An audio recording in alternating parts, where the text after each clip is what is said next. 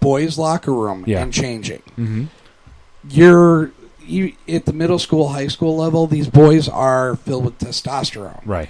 And they are going to be aggressive. And bad things are likely to happen in that situation. I wouldn't quite say likely. I would say possible. I mean, it's up to the parents to also teach the kids, if this does happen, don't touch anybody. I mean, you should be taught from a very young age, don't ever touch somebody. Just as simple as that. But I agree that there is an enhanced possibility if the boys' parents are especially rapey, that there could be something that happens to that young lass who is trying to become a male. I'm not only talking about rapey, right? I'm also talking about hazing in general. It's true. I mean, boys are notorious Assholes. for hazing. Assholes. Well, hold on. Children are notorious for hazing. Yes. Children, True. Teenagers. Phil, you want to weigh in on this before I drop my next 2 cents? No, go ahead. Okay. All right. Here's my thing. Okay. We have spent the better part of our history dividing ourselves for whatever reason.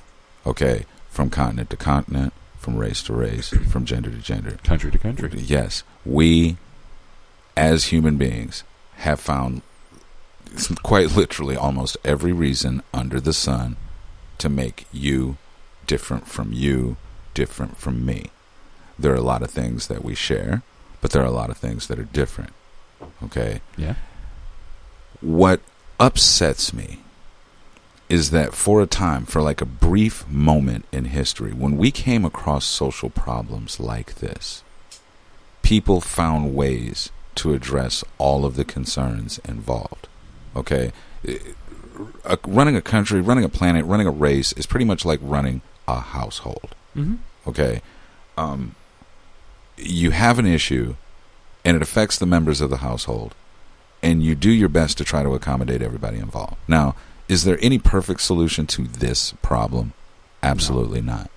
Are there definite solutions that have been offered, definite experiments that have been tried, brave people that are willing to go to the forefront of this issue and find out what still allows us to be equal and free, but be safe? We as a society, we as a race used to solve problems this way. Why the fuck don't we do it anymore? What the fuck went wrong? We are too busy shouting our own concerns and making those as the absolute end-all, be-all of what's going to happen. Mm-hmm. Oh, if we start mixing bathrooms, everybody's going to get sexually assaulted. I'm going to go ahead and just give my grim prediction on this. There will be sexual assaults. Right. There will be. Not just because of this issue, but because sexual assault is a fucking problem, okay? It always has been, okay? It was a problem before this issue. It'll be a problem after this issue. And it'll be a problem that probably colors how we deal with the issue thereafter, okay? So instead of saying that adopting these new philosophies, these new practices, as far as how we allow people to relieve themselves, instead of saying, well, there's absolutely no way that we can do any of that because we can't keep people safe, why don't we just concentrate on bolstering the efforts that we made to keep people safe in general when girls were pissing in the one with the dress on it, and guys were pissing on the floor in the other one? That's my take. Why can't we just solve the individual problems and let the new concept move forward? If you're worried about assaults in the bathroom, put a fucking security guard in there. It used to be you didn't want to do that because you didn't want to invade someone's privacy, and if there was a gender issue and all that, well, guess what? Within this issue, the gender issue is gone. So it doesn't even matter the gender of the security guard you put in there. Make people feel safe. We've sent big hunks of metal and fire to space. Allegedly. Why can't we fix this fucking problem? Because we're not about fixing problems anymore. We're about finding new ways to get what's ours. And that is why I'm thoroughly disgusted with humanity. Yeah. We're worried about, hey, how can I screw over this guy so I can get a little bit more for me? How can I want this promotion. Oh, I found a way to get my boss fired so I can take his job. How can I put this so it doesn't blow back on me? It's all about doing something that gets you a little bit more, and that's what it comes down to. And it's not just a money thing. It's not just a power thing. It's just I want more, gimme, gimme, gimme. But at what point do we all realize that each and every person, met and unmet, has a very, very small micro percentage of investment in your outcome? Okay? This is everything. This is civil rights. This is how we interact in society. This is how we manage our planet so that we can maybe have a planet for a few hundred years longer. That sort of thing. Mm-hmm. At what point do we all sit down and say, okay, all of the bitching and belly aching is done because we all have this problem. Right. Okay. Climate change doesn't just affect America. Right. It affects everywhere. Right. So why isn't every fucking body working on it? Because it requires money, and nobody wants to give up any of theirs. Dude, that's one of the biggest reasons. If society falls, you can't spend any of that shit. But the thing is, we're far enough away from, the dystopian future that you see in movies that are being produced all the time, that nobody is going to give a shit about that until it actually fucking happens. And then they're going to be like, well, why didn't our grandparents do this? Why didn't our great-grandparents do that? Why didn't my parents do this? It's because we were too busy trying to watch more reality television, suck up some more gigabytes of data on our smartphones, and, get what's ours and teach our kids how to type on a fucking computer. But getting back to the transgender issue, because we could go off.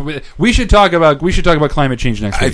I think that the transgender issue and the bathroom issue and how this is going to be a pivot point in how society deals with itself. Mark my fucking words, because we're already there.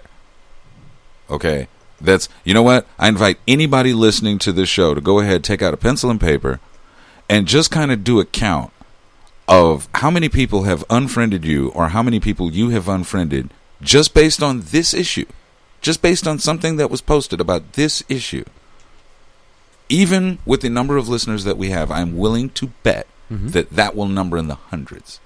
Just off people that are listening to us now. People that are hearing our voice right this moment. Well, you know what?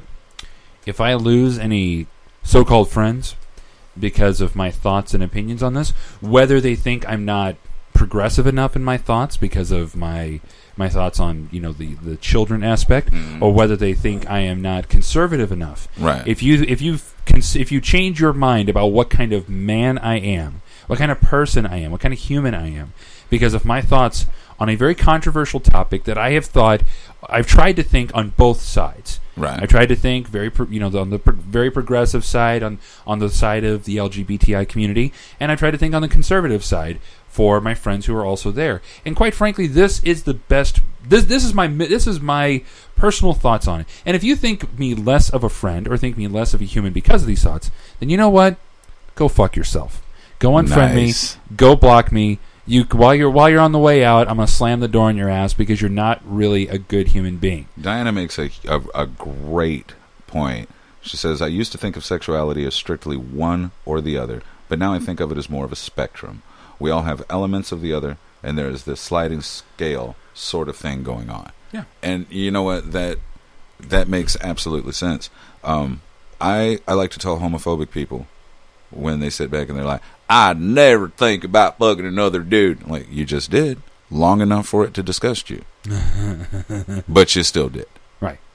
And like I said, to me, this issue, it's important because it really is going to dictate that next level of division that society is about to go through. Because like I said, we've spent all this time trying to figure out how to divide.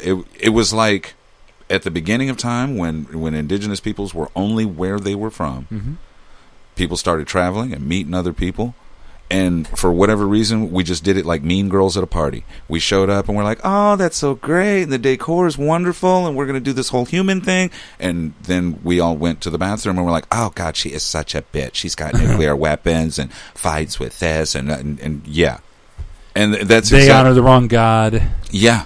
Oh, yeah, religion is a big thing to fight about. Yeah, religion's a big thing to fight about because, and the sad thing is, religion is one of those unique things because people want to say, well, my religion is right, and if you don't adopt my religion, then you will be condemned. And I don't want you to be condemned because one of the tenets of my religion is that I must save you. Right.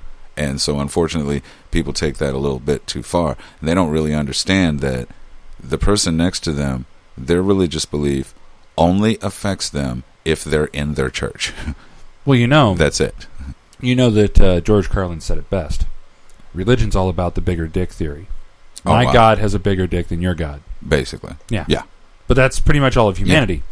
Yeah. Right. So and religion plays even a part into this because you've got religious fanatics, right, in this talking about how it should be. Mm-hmm. And the only thing that pisses me off about that is because most religious fanatics come from a standpoint of it should be this way because it started this way and it's always been this way and that has been the order of things.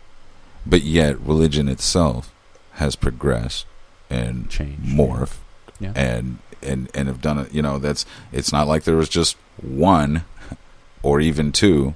There are hundreds. There are divisions even within each religion. You got different kind of Catholics. Well, so you got different kind of Christians. Baptists. You've got different kind of Pentecost.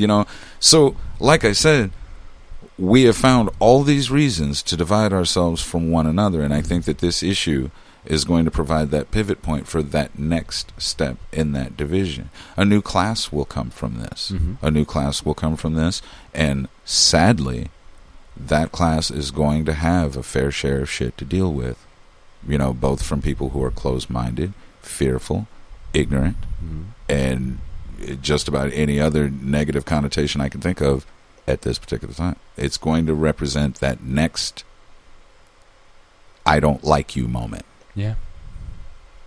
And it's going to be ugly. So, I guess what I'm just going to end my little thoughts on are just this. There's a lot of hate in the world. There is. There's a lot of hate on social media. We are all stocked up. We are. I mean, we've got it full. I mean, we've got enough to fill up this earth 50 times over. So, if you come across a situation where you see somebody and you're like, you get that moment where you're like, oh, God, I don't even want to deal with that person. Think about it for a second. That's a human being. That is a human fucking being with feelings. They had a mom, they had a dad, biologically or legally, whatever you want to think, okay? But they had a mom and a dad. They came from something. They have feelings. They have thoughts. They have loved ones, whether they're friends or whether they're actual relatives. Yeah. But these are people who need love. And love is really the biggest problem. Is we need more love. We need a lot less hate. Yeah. And we need to start thinking of one another in terms of, you're my brother. Freeze, we don't look alike, but you are my brother. Phil, okay, we do kind of look alike, and we kind of look alike, but you guys are my brothers. My point in saying this is that we only divide ourselves because we want to divide ourselves. There is no black, there is no white, there is no gay, there is no straight. We are all brothers and sisters in one race. The human race. Exactly. That's all we are. We are all human. We all bleed the same way. We all have the same colored blood. We've all got the same innards. Even Gutsito Wayne. Yeah. From our first month. Got him. Yeah, we actually rearranged them, but he did. But we've all got the same bits and pieces.